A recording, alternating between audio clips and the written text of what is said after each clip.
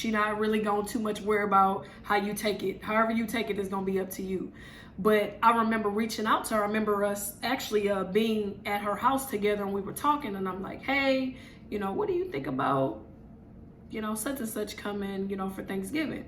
And she was just flat out like, well, here's my question. What are y'all doing? Because you've been dating this guy for months at this point. You talking about moving down there and all of this stuff, and you don't even know you don't even know if this situation is concrete. And of course, we never want to hear the truth. Any woman who ends up in an unwanted situationship never wants to hear nobody tell them the truth.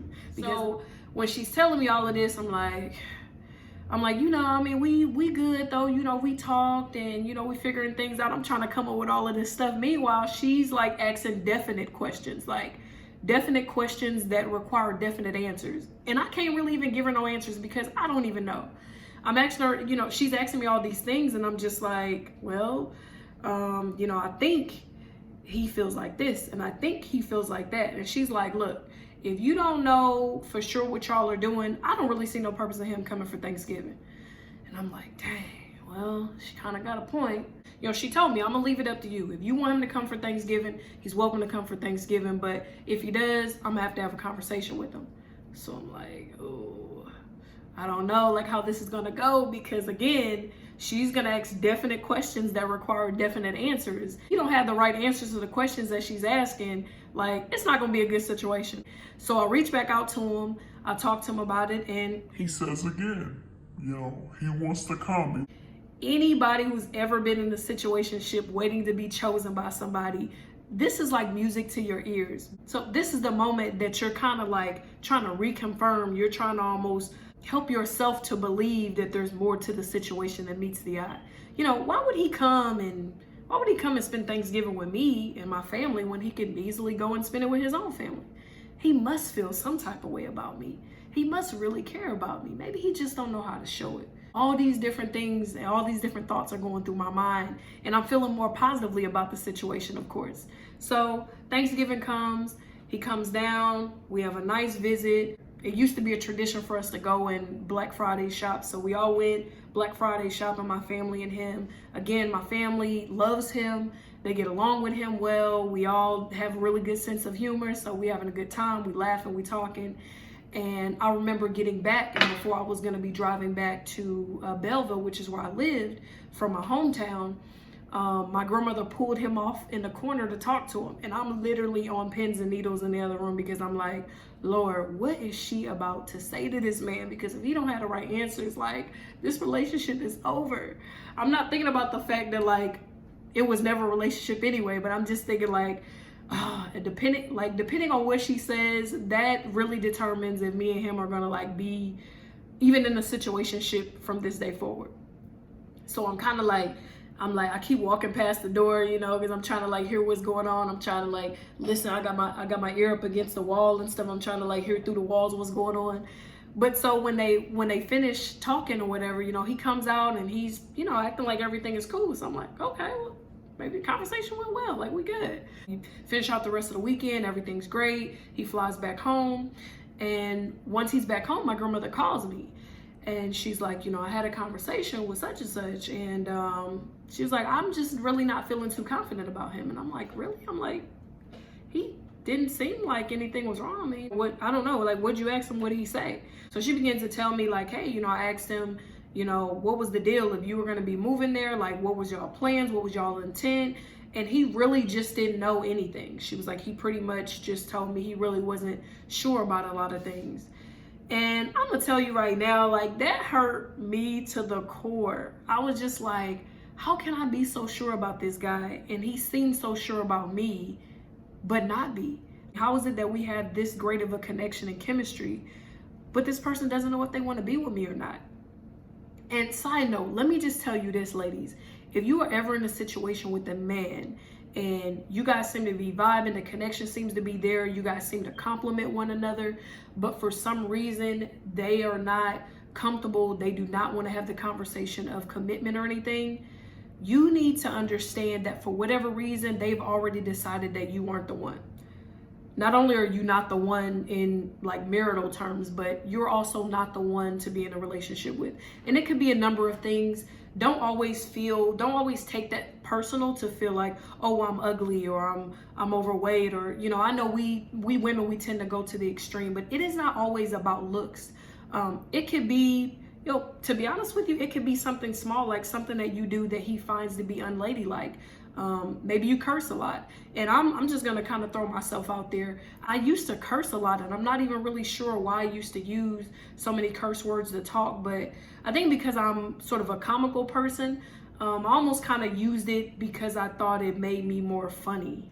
I don't know why, but I even found it to be unladylike, but it was just a habit that I got into, and it was a habit that I had to break. But something as simple as that could be something that's a turnoff to the guy.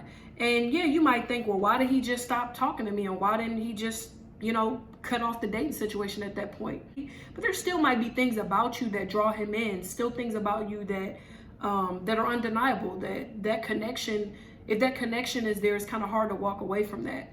Now again, that doesn't really make sense, but we do a lot of things that doesn't make sense for our own selfish reasons, our own selfish purposes. So it can be a number of things. It isn't always something about our appearance. So getting back to the story, what ultimately like did it for me was my birthday came up, and that would have made, I believe, month 8 of us dating or whatever. So once my birthday came up and he didn't even acknowledge my birthday, he didn't call me, he didn't text me, I didn't hear from him whatsoever, I knew that he forgot. And I don't even know if it was that big of a deal, I guess. Well, I take that back. It was a big deal that he forgot. But at the same time, it was like when I actually did hear from him and I mentioned my birthday, it was kind of like, oh yeah, happy birthday. And it was like, that was it. And I was just like, really? There was no like real acknowledgement for my birthday. Now, some people may be like, well, that's not really a big deal. That was a huge red flag that let me know, like, hey, you and this person are not on the same page. Like, you have this mindset that the relationship is going one way, the situation is going this way, but it's obviously not on his end, because your birthday comes up and this person doesn't even acknowledge it. Like, so when that happened, that literally, I think that was enough to like really like shake me into reality. Like, hey, you need to keep it moving. Like, your grandmother's already asked these questions of him. He couldn't come up with anything. He doesn't know. He's on the fence. He's unsure. Like, I really had to like tap into like who I was for a second. Like, did I forget who I was? Like, I know who I am. I know what I bring to the table. I know the type of woman that I am. And I'm sitting up here settling for someone who is saying that they're unsure about me after 8 months. After 8 months, you should have been able to see everything that you could possibly need to see. I mean, we've in that 8 months, we've gone through at least 2 seasons for you to be able to see enough to say, hey, this person is somebody I would love to continue getting to know. This is somebody I want to pull off the market. I don't want, you know, anybody else to have the opportunity to, you know, kind of slide underneath and take what I have. If that person doesn't at least feel like that within 8 months, like, what are we doing? And although it doesn't make sense to anybody, not even to me, for someone to spend that much time devoting to talking on the phone, even if you're not every day, that's still taking up time and space. Talking to that person every day, booking flights to go and see them.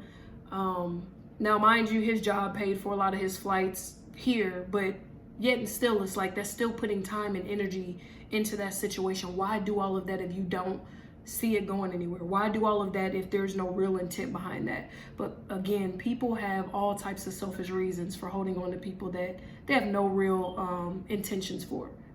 So I say all that and I share that story so that not only my clients, but just my people in general know that when I talk about situationships, when I talk to women about different things that they can do to avoid getting into situationships, when I talk about the emotional roller coaster that you go on from being happy when things are good to literally almost kind of feeling worthless and starting to doubt yourself, like starting to doubt your worth because of this person.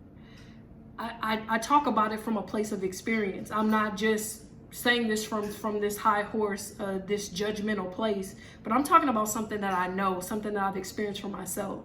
And I would honestly say that was one of the hardest relationships, or situationships rather, to get out of. You know, the moments that things are going good and they're coming to see you and the connection seems to be spot on, you're happy, but it's like the moment that that person pulls themselves away, you go right back into the thought and the feelings of being alone, knowing that like you really don't have no serious ties to that person. You really don't have no real attachments to that person.